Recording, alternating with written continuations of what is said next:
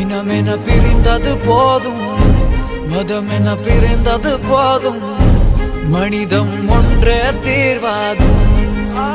ஆஹா ஆஹா, இதல்லவா மத நல்லிணக்கம். போதும் உறவுகள் அழுந்தது போதும், அன்பே என்றும் தீர்வாகும். ஒரு சேர ஒன்றாக நடந்த இந்துக்களின் மஞ்சள் நீராடல் நிகழ்ச்சியும் முஸ்லிம் பெருமக்களின் வெள்ளை கொடியை ஏந்தி துவா ஓதலும். ஞானமது ஞாயிற மேலே நம்பிக்கை இழந்தாலும் நம்பா.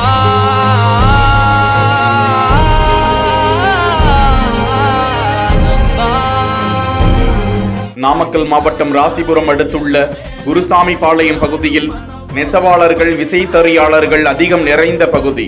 இப்பகுதியில் உள்ள அருள்மிகு சிவசுப்பிரமணியர் கோவிலின் பங்குனி உத்திர தேர் திருவிழா ஆண்டுதோறும் பங்குனி மாதம் நடைபெறும். இந்த திருவிழாவின் முக்கிய நிகழ்வாக இந்து முஸ்லிம் சமுதாய மக்கள் ஒன்று கூடி சந்தனம் பூசும் நிகழ்ச்சி நடத்தப்படுவது வழக்கம்.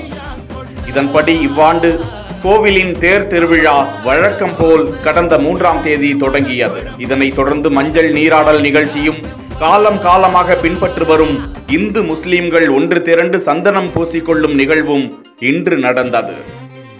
இதில் அருள்மிகு சிவசுப்பிரமணிய சுவாமி ஊர்வலம் நடந்தது. அதனைத் தொடர்ந்து குருசாமி பாளையம் ஊர் பெரிய தனக்காரர் தியாகராஜன், ராசிபுரம் கிழக்கு தெரு பள்ளிவாசல் தலைவர் GK ஹுசேன் ஆகியோர் தலைமையில் சந்தனம் பூசும் விழா நடந்து கொண்டிருக்கும் காட்சியை தான் பார்த்து கொண்டிருக்கிறோம்.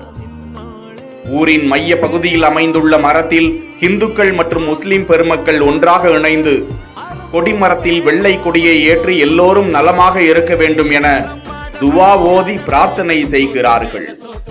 தொடர்ந்து தேங்காய் பழம், நாட்டு சர்க்கரை, பொட்டுக்கடலை பிரசாதங்கள் அனைவருக்கும் வழங்கப்பட்டன. இருதரப்பு மக்களும் ஒருவருக்கு ஒருவர் பூமாலை மாற்றிக்கொண்டு ஆற தழுவி சந்தனம் பூசிக்கொண்ட நிகழ்வை காண்பது அத்தனை அற்புதமாய் மெய் சிலிர்க்கும் வகையில் இருந்தது. இரண்டு மதத்தினரும் இணைந்து நடத்தும் சந்தனம் பூசும் விழா 152வது ஆண்டாக நடைபெற்று வருவது குறிப்பிடத்தக்கது.